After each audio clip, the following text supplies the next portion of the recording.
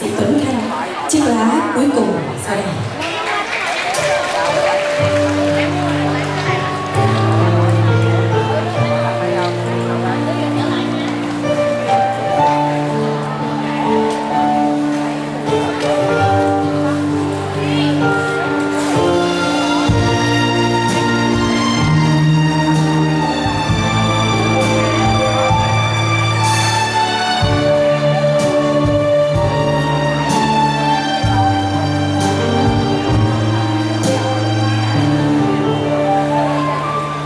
Đêm qua trưa mặt trời sao vội sáng,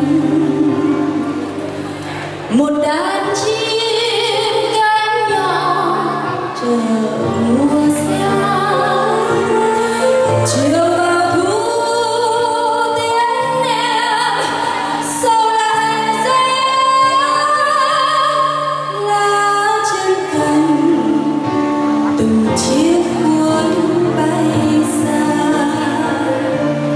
Đêm chia ly buồn gì sao chẳng nói, chỉ nghe em nói nhỏ trở về thôi. Ngày buồn đến cũng đưa chiều vào tối,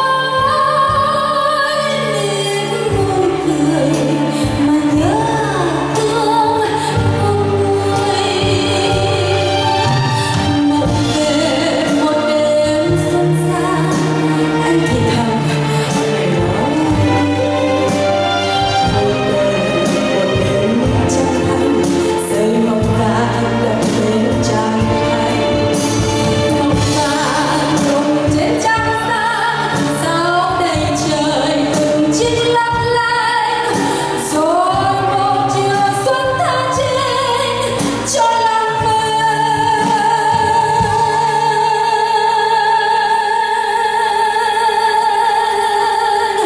về với dĩ vãng.